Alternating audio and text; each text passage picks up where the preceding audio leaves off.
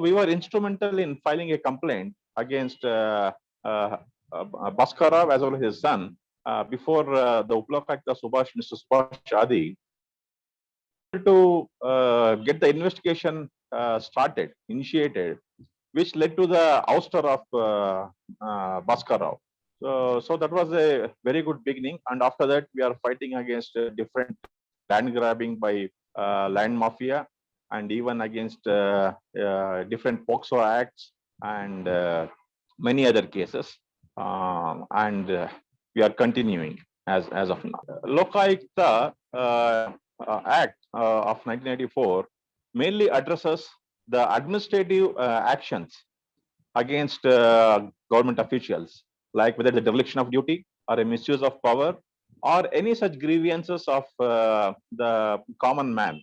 Whenever he goes to a government office, he would be facing delays or even undue influence over any other government work. Like you, just for example, if you want to file a khata, if you want to get a khata of your property or a registration of your sale deed, there will be huge demand for corruption. Or instead of corruption, what they will do is they will delay your process. Yeah, if you don't pay bribe, they will just delay it and keep it aside. So that comes under maladministration and as well as dereliction of duty. In 2016, to be precise, March 14th of 2016, an anti-corruption body was formed called Anti-Corruption Bureau of Karnataka, where the powers from the Karnataka Lokayukta was taken away and it was given to ACB. So the Prevention of Corruption Act had the police powers, where under corruption, for any corruption cases, you can go to the Lokayukta, and it acted as a police station for corruption cases. And you could have filed a anti-corruption case against any official. But that was taken away by the previous Congress government and by the formation of ACB. And ACB had a very peculiar provision where even before filing a FIR, a sanction was supposed to be taken from the superior authority, from the competent authority. The prosecution sanction itself is a tool with the government to scuttle any anti-corruption process, like prosecution, so it is a hand in glove. The entire government is hand in glove with corrupt officials, because the money flows from the bottom till to the government, to the ministers on top of it. Because they are the people who set targets. In fact, corruption targets every month or every year. And even for appointments also, you have seen that PSI scam, recruitment scam, where you have to pay upfront to get a job, so a government job.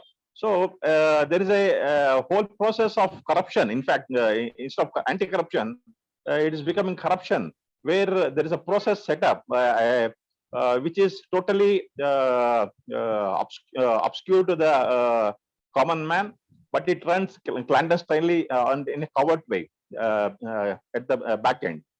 And when the whole government is involved in this, then it's obvious that they will not give the prosecution sanction to anybody. 70%. In fact, the 30% would have been given to corruption cases, which are in few thousands or few something like that, and to lower level officials like a clerk or somebody else. So whereas the top end, all the top government officials, they would never, the government would never sanction, would never give prosecution sanction, and they will be always free of any prosecution going ahead. In fact, we will give you an example. Recently, in BDA, that is the Bangalore Development Authority, there was a corruption case against Shambat, who was the commissioner of BDA.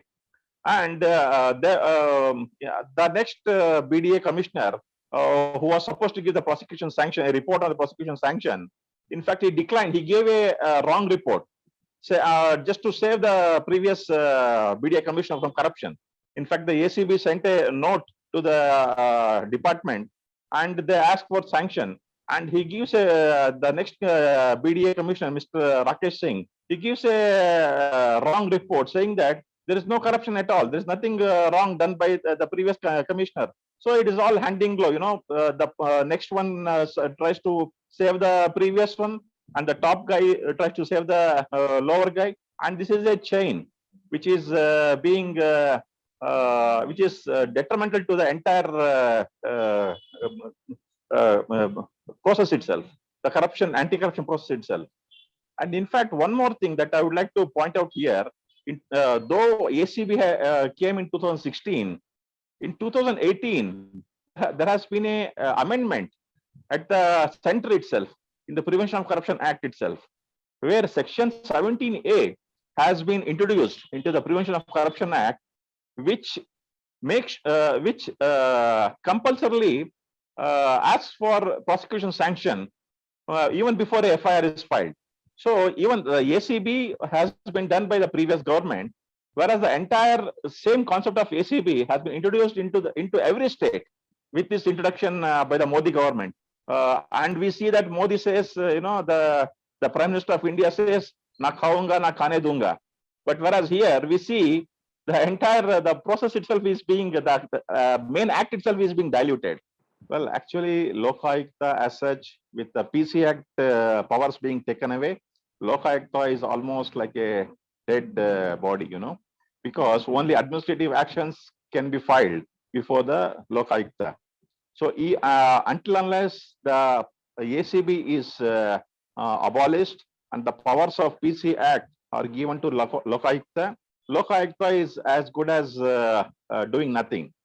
And one more, but at the same time, on a positive note, I would like to add that administrative actions are still being taken care by Lokayukta, but unfortunately, they take such a long time just to issue a notice. Like recently, to be precise, on 19th of February, we filed a case in Lokayukta, and you would be surprised of this month. It's almost 2 months. They took 2 months to file issue notice to the respondents. So if that is the efficiency of Lokayukta, then something is seriously wrong. And one more thing about appointment of Lokayukta, Karnataka Lokayukta, there should be a criteria. There is a basic criteria that he should be a High Court judge with so many years of experience. But one more thing that has to be looked into is how many cases of anti-corruption he has passed judgments as a judge, because there are different cases, there are different High Court judges who after retirement have gone to Supreme Court and fought on behalf of corrupt government officials or even ministers. So, and if such a person becomes a Lokayukta, then how can he do justice to the position of Lokayukta? So a strict criteria has to be set up, and that has to be followed, and a track record has to be looked into.